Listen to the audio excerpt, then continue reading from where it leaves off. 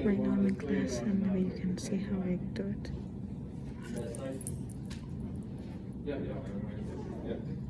Yeah. How voters decide. Major factors influence voters' decisions. Partisan loyalty. 2020 election. 94% of Democrats and 94% of Republicans supported their party's presidential candidate. Issues and policy preferences. Prospective voting and retrospective voting. The economy, voter support, satisfied voter incumbents, and uneasy voter opposition. Candidate characteristics. Race, ethnicity, religion, gender, geography, and socioeconomic background. Personality. Authenticity, decisiveness, and honest integrity. Alright. Okay, which one is this? Now, if you're going to put some numbers on it, I will. Alright, so here's the number. I'll put some numbers on it. Alright. First of all, these are the three major factors. They're not easy. That's how people decide how to vote. Well, even though party loyalty is on a decline, we still know 95% of the voters vote for the Democrats or the Republicans. We went over this in the last chapter. 5% of the votes go to the third parties in presidential elections. Easy to see. So party ID is the number one reason that explains people's voting decisions. The number one factor to explain people's voting decisions. In other words, over 90% of the people vote for their party.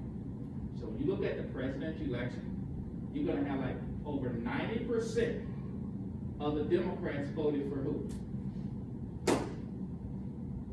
90% of the people who identified as Democrats voted for Donald Trump. That don't make sense, right? And you know it don't make no sense. 90% of the Democrats voted for Joe Biden.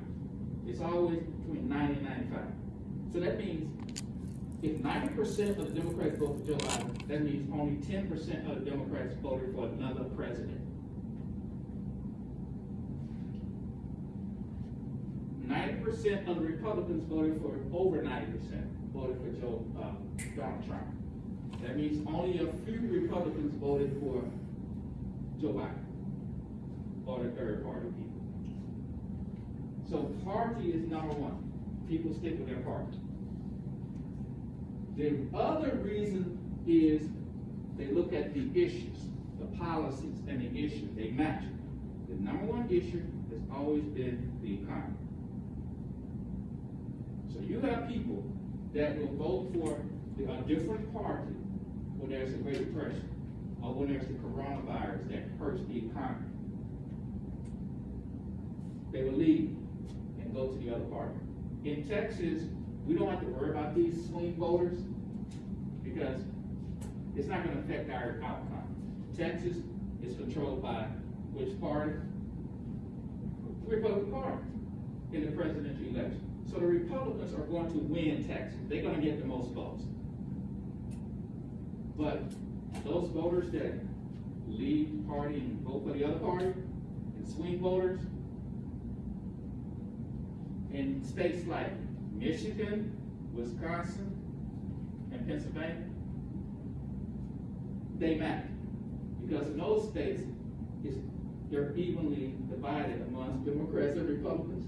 So those people who switch votes, make a difference. But Texas is not a flip state.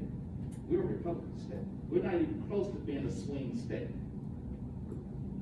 So the people who switch in Texas, that little 5% or 3%, it don't matter. Because our elections, margin of victory is wider than that. In those